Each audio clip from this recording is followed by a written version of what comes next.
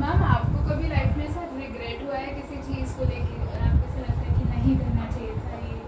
बहुत बार हुआ है, बहुत बार हुआ है रिग्रेट कि ऐसा नहीं करना चाहिए था। क्यों?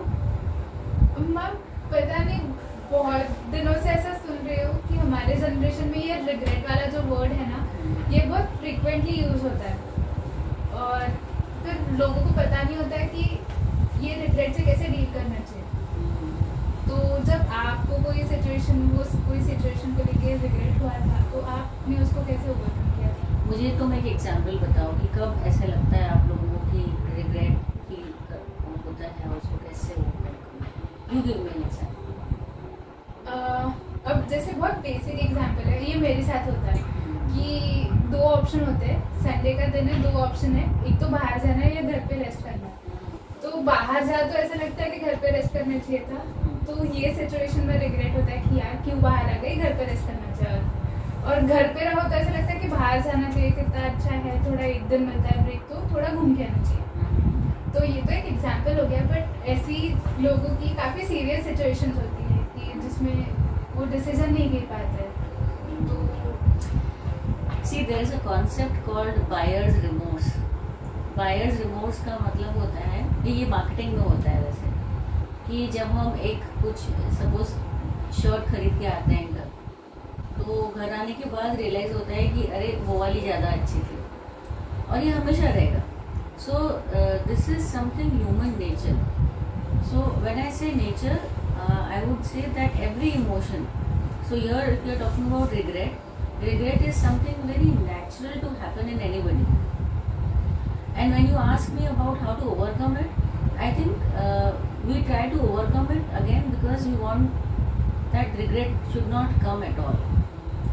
So कहीं ना कहीं शायद हम कंट्रोल करना चाह रहे हैं नेचर को, हम चाह रहे हैं कि रिग्रेट हो ही ना, which is something very unnatural. So I think when regret happens, just be with it. Let the regret come, because whatever emotion comes, sooner or later it will pass away. That is for sure.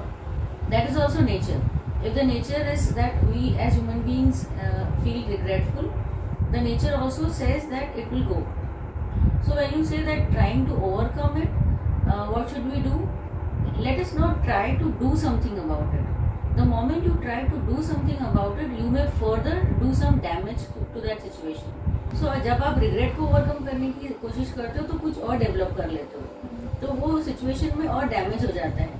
So rather than that, if you are feeling any emotion, be it regret or anything else, just be with that regret, stay put with that, so that later on you may not further damage to that situation and feel more bad about it कि अरे इससे अच्छा तो मैं कुछ नहीं करता तो ज़्यादा अच्छा था.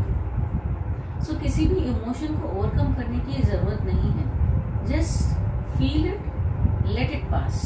That's the best solution you can have for any emotion that you go through. Ma'am जैसे regret is a very heavy emotion, और रिग्रेट के साथ बाकी जो भी इमोशंस अटैच्ड होते हैं वो भी कई बार डिफिकल्ट टू हैंडल हो जाते हैं.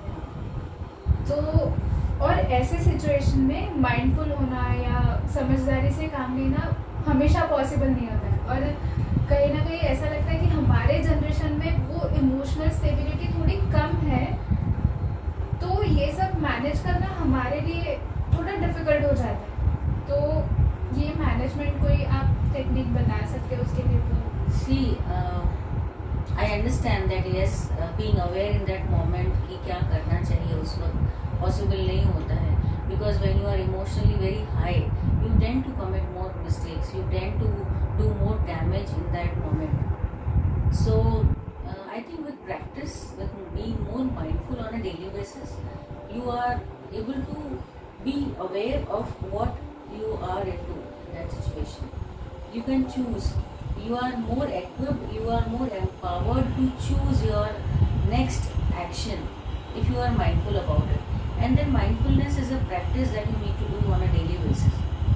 So yes, I agree with you that this generation people are not very let me not even say generation, the trend that is going on with so much of impatience and lack of attention span and things like that. Everybody should, I think, be mindful about their choices in life, and this needs practice.